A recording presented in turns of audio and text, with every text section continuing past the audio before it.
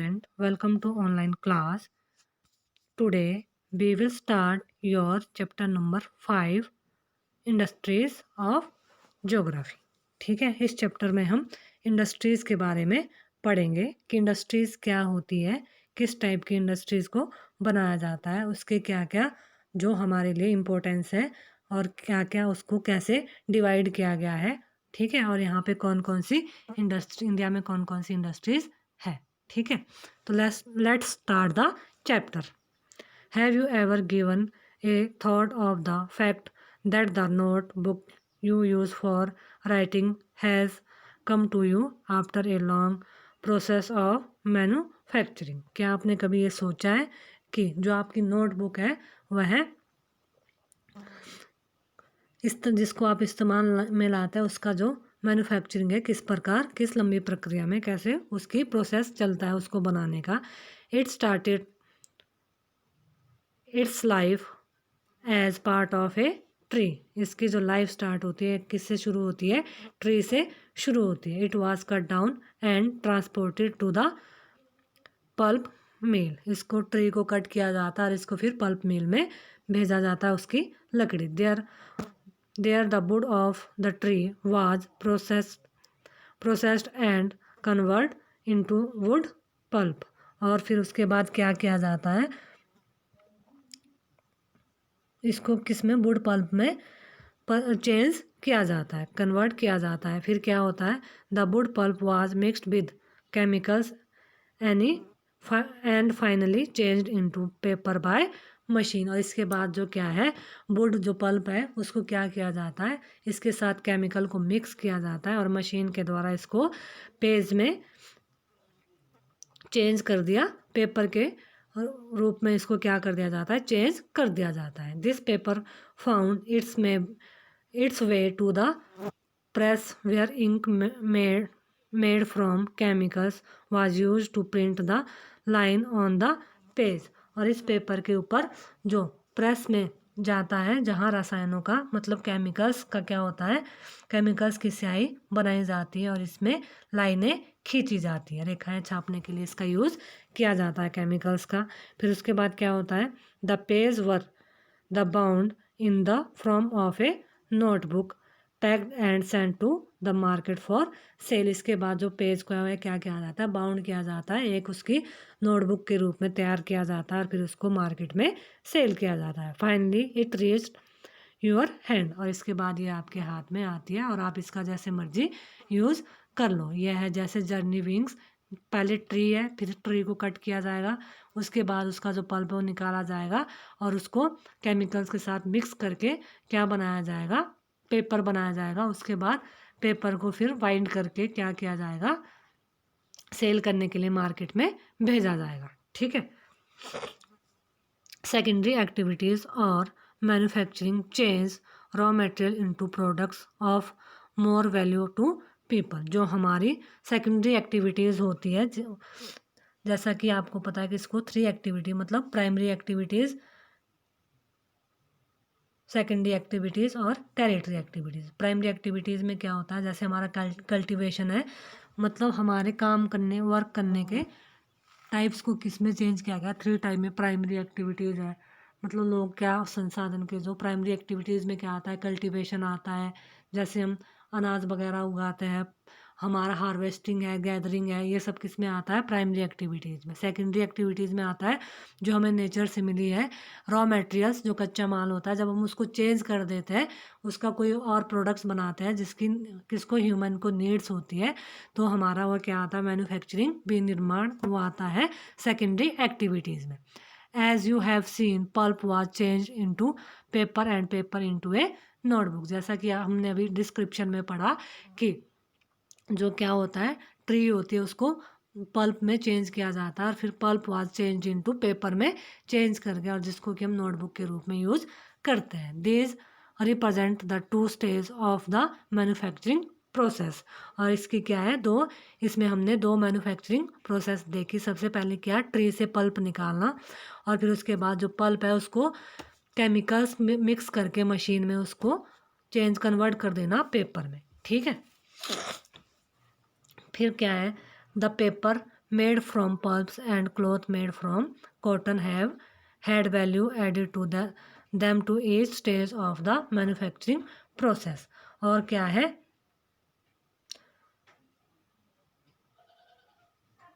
जो हमारा मैन्युफैक्चरिंग उद्योग का संबंध आर्थिक गतिविधि, मतलब क्या होता है इसमें, जो हमारा पेपर है, pulp and cloth made from, जो पल्प से क्या बनता है, पेपर, और क्लॉथ किससे बनते हैं, कॉटन से बनते हैं। ये वैल्यू, इसकी बहुत ज़्यादा वैल्यू होती है, और each stage of the manufacturing process, और ये दोनों स्टेज क्या है, यह है मैन्युफैक्चरिंग प्रोसेस से ही तैयार की जाती है। In this way the finished product has more value and utility than the raw material that it is made from. और यह है जो वैल्यू है, इसकी प्रक्रिया है,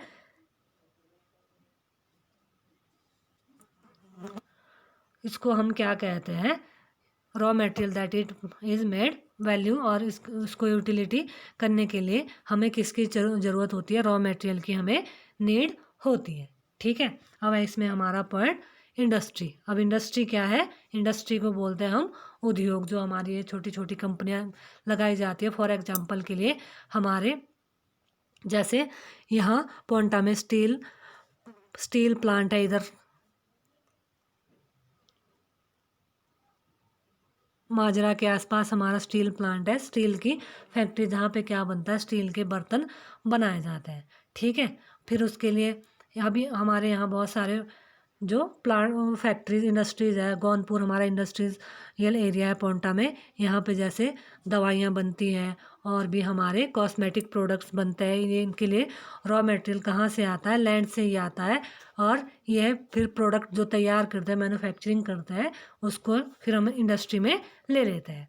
ठीक है, अब इंडस्ट्री के बारे में देखते हैं कि इंडस्ट्री क्या है।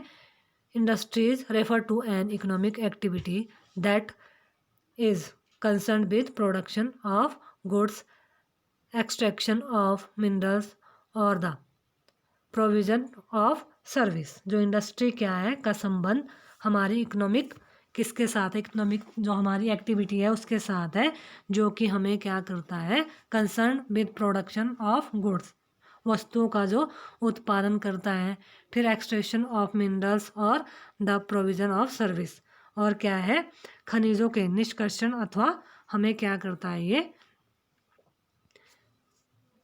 फिर हमें ये है, और मतलब सर्विसेज भी प्रोवाइड करवाता है। Thus we have iron and steel industry, production of goods, coal mining industry, extraction of coal and tourism industry service provider.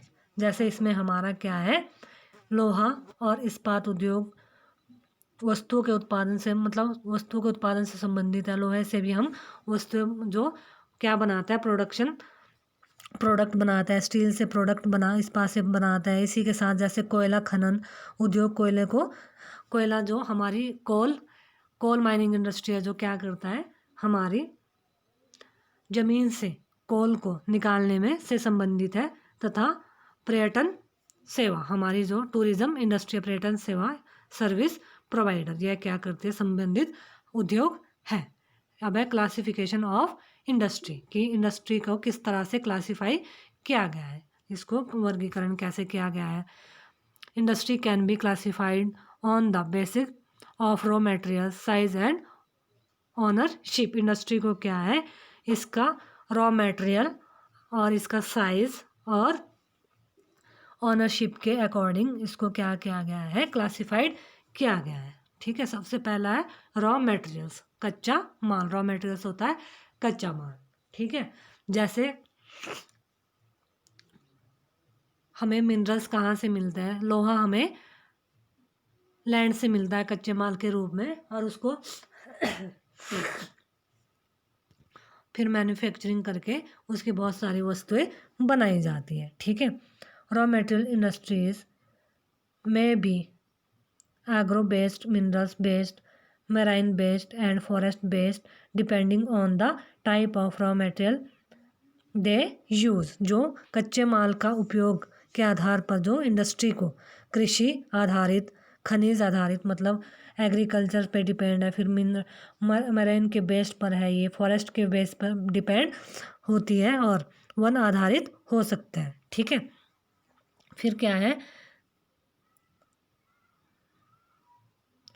Agro based industry, मतलब जो एग्रो का मतलब है कृषि, एग्रीकल्चर से एग्रीकल्चर, कृषि आधारित जो उद्योग है वह क्या है, use plant and animal based product as their raw materials, food processing, vegetable oil, cotton, textile, dairy products and leather industry are example of agro based industry. इसमें क्या होता है कि जो हमारी एग्रीकल्चर के ऊपर बेस्ड इंडस्ट्री होती है, इसमें कच्चे माल के रूप में वनस्पति और जंतु आधारित जो प्रोडक्ट होता है उसका यूज़ करते हैं, जैसे खाद्य संसाधन है, हमारे खाने पीने की वस्तुएं, वनस्पति का ऑयल है, और हमारा कॉटन टेक्सटाइल है, डेयरी प्रोडक्शन है, और हमारा जो लेदर का उद्योग, यह सब किससे आधारित पे एग्जाम्पल है, ये हमारे एग्रो बेस्ड इंडस्ट्री के एग्जाम्पल है। फिर है mineral based industry are primary industry that use mineral और एज देयर रॉ मटेरियल्स, मतलब जो मिनरल बेस है, खनिज आधारित उद्योग किस में आते हैं, हमारे प्राइमरी एक्टिविटीज़ में आता है, जो कि क्या होता है, खनिज ऐसकों का उपयोग कच्चे माल के रूप में ही करते हैं। ठीक है, the products of these industry feed other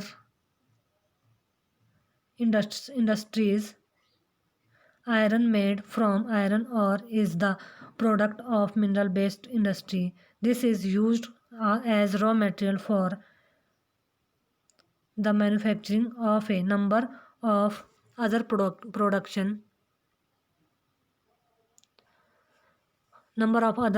such as a heavy machinery, building materials and railway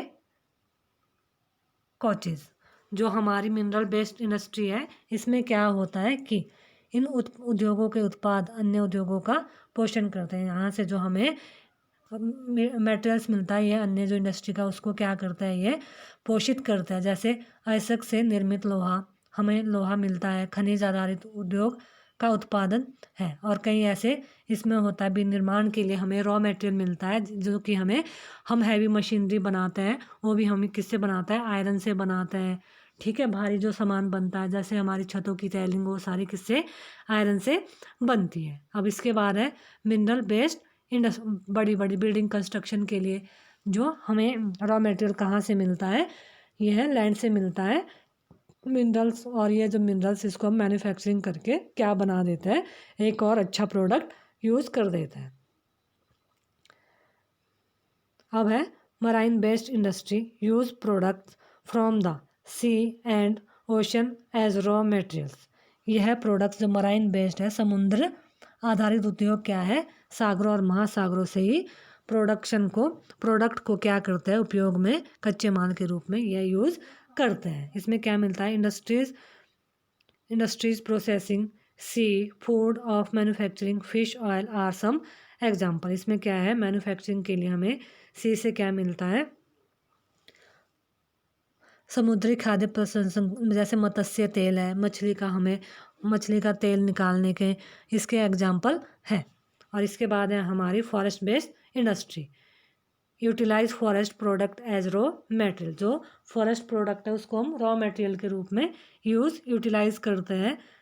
जैसे हमने इसका सबसे अच्छा एग्जांपल था, जो पेपर हमारा बनता है वो फॉरेस्ट वेस्ट इंडस्ट्री से ही बनता है। ट्रीज़ को हम कट करते हैं, फिर उसका पल्प निकालते हैं। ठीक है,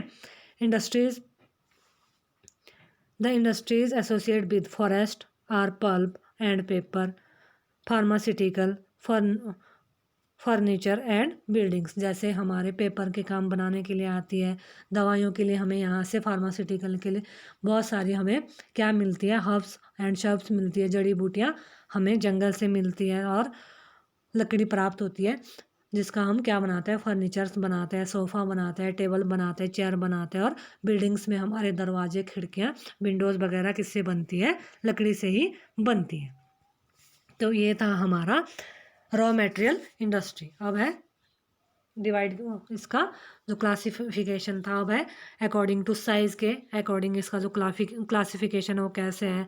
it refer to the amount of capital invest, number of people employed and the volume of production. इसमें क्या है, उद्योग का आकार का जो हमारा मीनिंग है वो क्या है, निवेश को की गई जो हमारी पूंजी है, कैपिटल होता है जो हम इस पे इन्वेस्ट करते हैं, मनी की राशि और नियोजित लोगों की संख्या, और इसमें जो काम कर रहे हैं एम्प्लॉयड है उनकी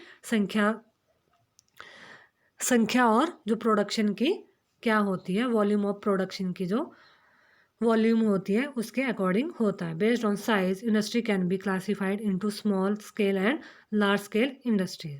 जो हमारी साइज के बेस्ड पे इंडस्ट्री है उसको क्या है, क्लासिफाइड किया जाता है टू पार्ट में, एक होती है हमारी स्मॉल स्केल और दूसरी होती है लार्ज स्केल। ठीक है। कॉटेज और household industry are a type of small scale industry where the products are manufactured by hand by the artisan. जैसे हमारे जो आर्टिशन होता है वह अपने घर में ही कुटीर या लघु उद्योग, छोटे पैमाने के उद्योग है जिसमें क्या है, दस्तकार यानी कि जो आर्टिसन और अपने घर में ही छोटा मोटा काम करके मैन्युफैक्चरिंग करके इसमें प्रोडक्ट तैयार करते हैं। Basket weaving, pottery and other handicraft are example of cottage industry. इसकी जो एग्जाम्पल है कॉटेज इंडस्ट्री के, स्मॉल स्केल इंडस्ट्री के, इसमें क्या है जैसे मिट्टी के बर्तन बनाना, बास्केट बनाते हैं, पोएट्री कर और वीविंग करते हैं, बुनाई का काम करते हैं, हैंडीक्राफ्ट इसके एग्जाम्पल हैं। Small scale industry use lesser amount of capital and technology as compared to large scale industry that produce large volume of products। जो small scale industry होती है इसकी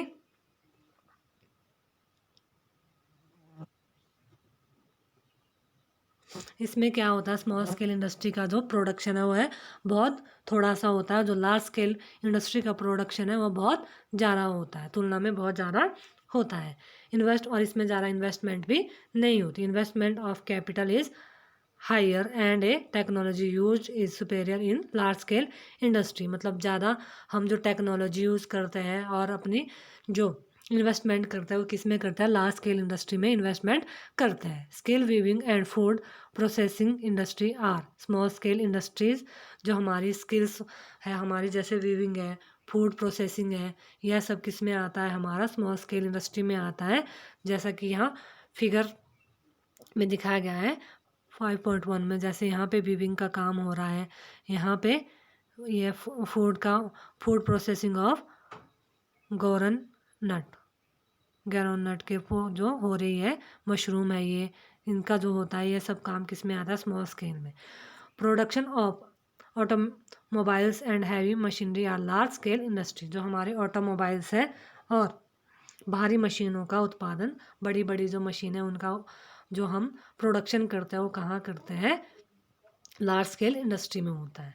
अब है हमारा थर्ड टाइप, क्लासिफिकेशन का थर्ड टाइप है हमारा ऑनरशिप, यानी कि स्वामित्व के आधार पर। किसके, industry can be classified into private sector, state owned और public sector, joint sector and cooperative sector.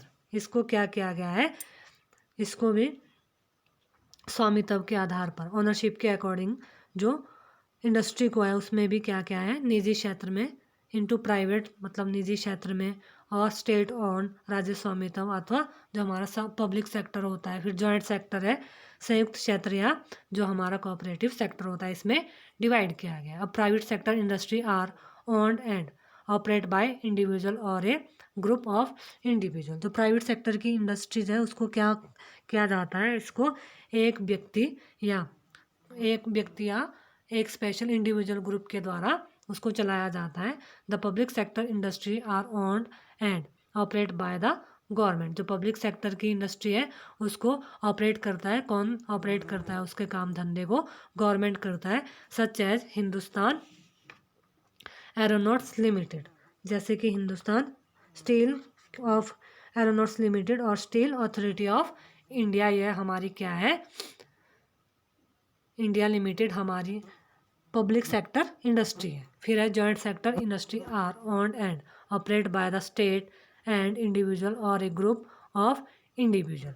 और जो हमारी संयुक्त क्षेत्र के उद्योग का देख रेख है वह कौन करता है, स्वामित्व और संचालन राज्यों और मतलब जो स्टेट है उसके द्वारा और इंडिविजुअल पर्सन के द्वारा किया जाता है। मारुति